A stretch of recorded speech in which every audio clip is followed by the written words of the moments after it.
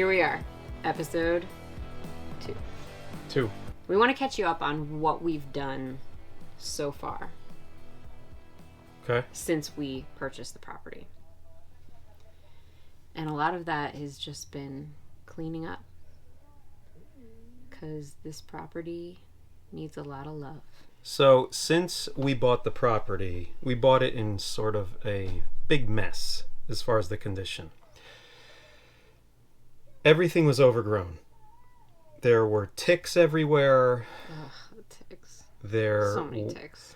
You really couldn't even see where you were stepping. We bought the girls boots so that they could walk around without us being afraid that they're going to step on a snake or something like that. So the property definitely needed some love. So the first order of business is that we started cleaning up. We just started grabbing large logs, sticks, just garbage, and we started putting it in piles, but then we quickly learned that we needed to start cutting the grass. The grass was so tall that you really couldn't tell what was underneath it.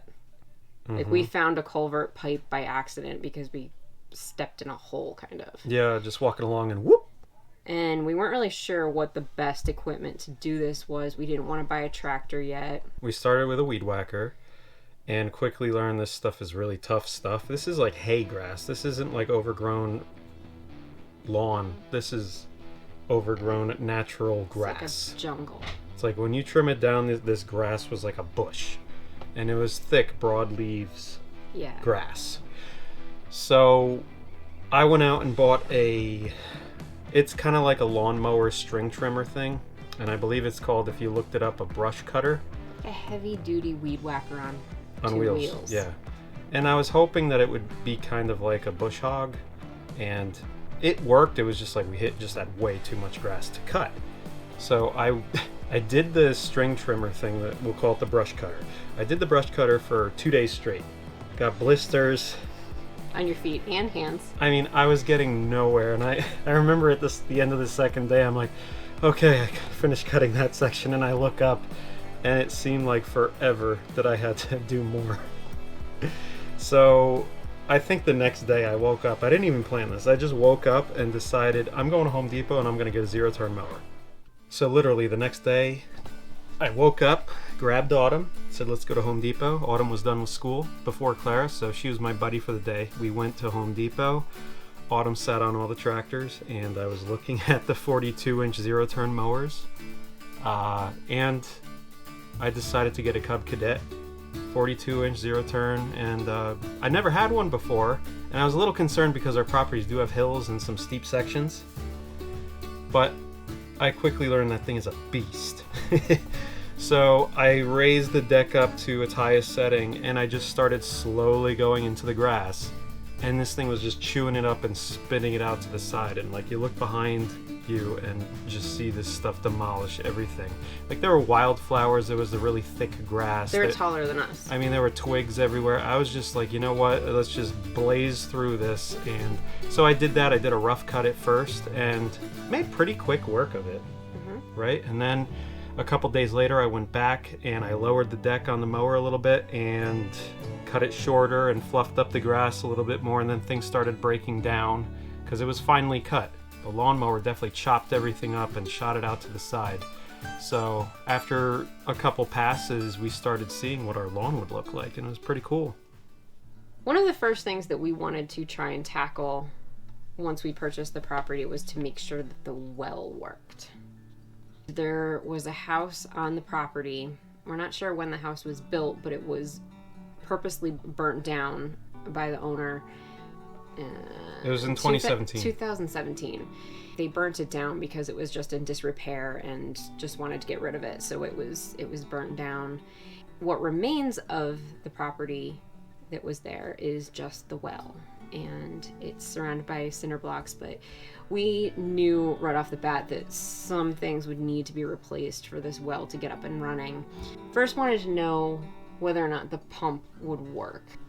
So all we saw was a well casing. It's a 6-inch diameter pipe, and it has a cover on it with a couple wires and a hose sticking out of it. So that was connected to a pressure tank and everything. So the reason we opened up the well is because I knew absolutely nothing about the pump. Pumps can be a half horsepower, 3/4 horsepower, 1 horsepower. It could be more than that. They can run on 120 volts. They could run on 240 volts. Some pumps have all of the electronics inside the pump itself well underwater, while others have a different control box that has the capacitor and things like that, which are needed to operate a pump. We wanted to see if the well was in working condition still, as it had been supposedly in 2017. So in order to find out if it was in working condition, we had to open it up, which proved to be a difficult task. It took us a long time to get the cover off of the well. I mean, we just started pulling it up by hand, and holy hell, we didn't know once we got the cover off. We didn't know how deep it was. We didn't know what we were pulling. We didn't know anything. But we needed to see it. I needed to see that pump because I needed to know what kind of electricity to put into it so that we could test it and see if it even ran. Mm-hmm. So we pulled it all out. We found out that the line started getting wet at 20 feet. Mm-hmm. And we kept pulling the line out, and we didn't get to the bottom of the line where the pump is for 160 feet, which we measured after we pulled it all out. So our well is 160 feet, but there's water in it up to 140 feet. Mm-hmm. So it's submerged underwater. The pump is submerged 140 feet underwater. Yeah. And then we didn't really know what to do from there. But luckily, I have a cousin who's awesome. And he happens to own property in Tennessee and was going to be down for the weekend. And he said he would be happy to stop by, and he wanted to see the property we just bought. And he said he'd stop by and take a look at the well for us. Mm-hmm. Which I expected meant like he's going to give us some tips and pointers on what to do and how to do it. And no, he showed up, he said get out of the way, and he installed everything that we possibly needed to get the water up and running. Thank you, Tyler. Thank you, Tyler. And Elaine. Yes. Elaine took some good footage for us while Yes. She kind of watched the kids and turned into Clara's best friend. Getting the well up and running was such a big piece of this puzzle because obviously water is totally necessary for survival. And if that well didn't work, that would be just a huge thing to try and fix. Harbor Freight. Nice. So listen, that well being there is huge because it saves $10,000 right off the bat. It really helps our budget, being that that's there and has water in it, has a pump which is about $1,000 for a pump. It just saves us a lot of money, so it's like a win right off the bat. So we got really lucky. Yeah. To see that we had running water by the time Tyler was leaving was just wow. And it's cold. It's freezing cold. We contacted a lab, a state-approved lab, and they're sending us a test kit for the water. Once we collect the water sample, we will take that sample right to the lab directly. It has to get there within 4 hours, I think, to be tested. And then we'll know the results from that and see what we need to add or remove to the water for us to be able to drink it. There's a big tree right in the middle of our yard. Like, we should name this thing. Oh, it's a behemoth. The tree looks small until you're right next to it, and it is enormous. We have started trying to cut it up. We bought an electric chainsaw, which I love.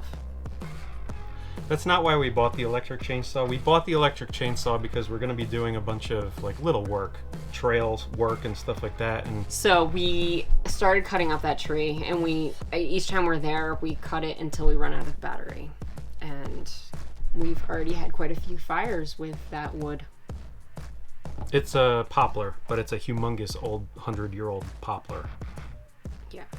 But it was down when we got to the property when we bought it, and it's just, We got to take care of it. So it's right in the middle of the property. Like, it couldn't be more in the way.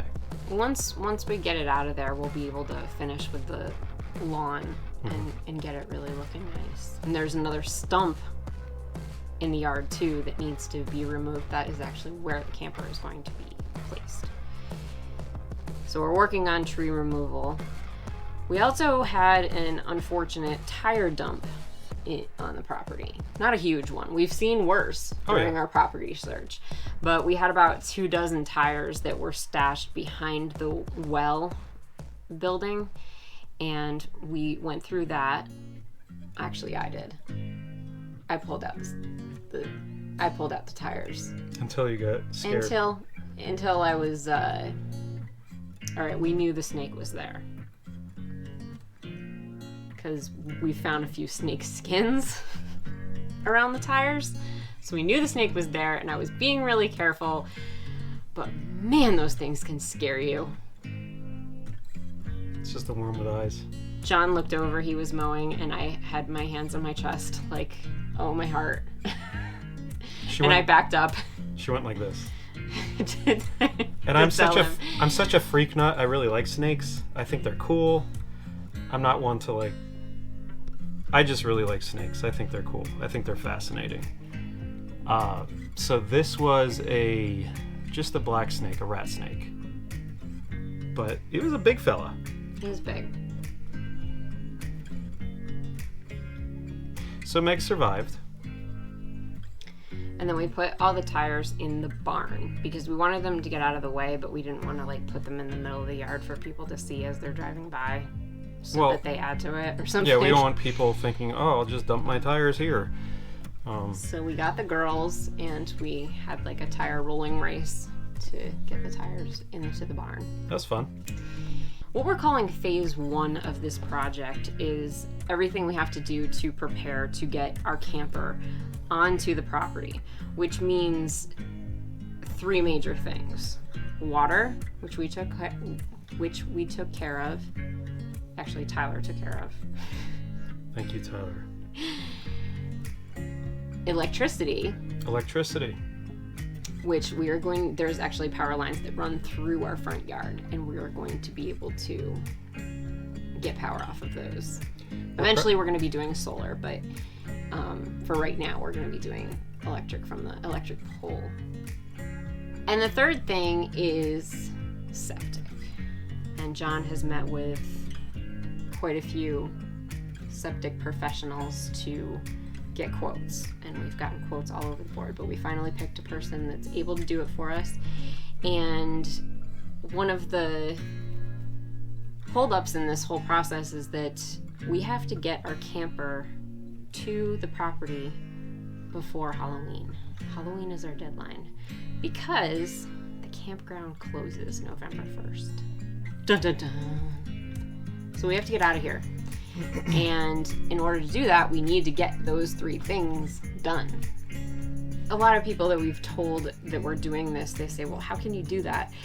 The thing is, and we didn't really even know that this was the case until we started researching it. When we said we want to build our own house, actually, you said you wanted to build your own house. You talked me into it. But when we said we wanted to do that, when we started researching it, we didn't even know if you were legally allowed to do that. And the thing is that you're allowed to do it in most places, not everywhere. You're allowed to do it, but you have to sign an affidavit that you are responsible for everything and that you have to live in the building for at least 2 years. That's what the law is here in this county. However, it changes from county to county what that time period is. Sometimes it's a year, sometimes it's 2 years. In some places it might be longer than that. But basically, I guess that's kind of covering if anything's going to go wrong with the building, if it's going to fall down, you're the one living in it. So someone else isn't being put at risk. But it's still approved. There's still a permit process. Yeah. There's still site visits that they have to look at the framing, they have to look at the electric, the plumbing, everything. You have to build it to code and it needs to pass. You could do it on your own, but it needs to satisfy the county's code that you're building in. Mm-hmm. Or the city if it's inside of a municipality. As far as the permit process, we started with the first thing that we had to do was perk the land, which we did before we even closed. We got a septic permit from the Department of Health. What? I made a list here. Septic, electric. I don't know what that is. Man? I don't know what man permit? is. We got a man permit. Yeah, man. Okay, can I go forward? Yeah. So, Department of Health from the state of Virginia issues that permit. Now we're allowed to put in our septic system. But what we have to do first is get a manufactured home permit so that we could put our camper on that property. Manufactured home permit. That's what man is. A manufactured home permit so we could put this camper on that property. So, in order to submit that, you need to submit a site plan. You need to... things that you wouldn't even think of. Like, you need a piece of paper that says you could use your driveway. Existing driveway. Yes. I called and it's like, in order to get your manufactured home permit, you're going to have to get a existing driveway permit. I was like, what do you mean? There was a house on this property. There is a driveway. It's like, yeah, but the Department of Transportation needs to say that it's okay. So you need permission to drive onto your land. Yeah, and you're not even allowed to get electricity until you've gotten your septic construction permit. Correct. We came up with a site plan for the electric. We're going to drop it down from the pole. The pole is going to have the transformer, and then it's going to drop down, and we're going to build a shed that's going to house all the electricity for our campsite. We're calling our RV area the campsite because it's going to have the well, it's going to have like the septic nearby, it's going to have a shed with some utilities in there like a refrigerator and a washer and dryer. So right now we're just trying to get the camper there in a livable situation so that we could comfortably stay there while we do the bigger project, which is going to be building the house. Phase 1. The main house. So this Phase 2. campsite is phase 1. And that's where we're at right now. We've come a long way already, but we've barely even started. Hey, is it eavesdropping or eavesdropping? Like Christmas Eve? Eavesdropping? I think it's eaves, like you're in the eaves. Yeah, but no one listening. says the V. It's always eaves, or you say Ease? eavesdropping, right? Don't you say it like eavesdropping? Yeah. Like who says eavesdropping? No, it just sounds weird. You see it too many times.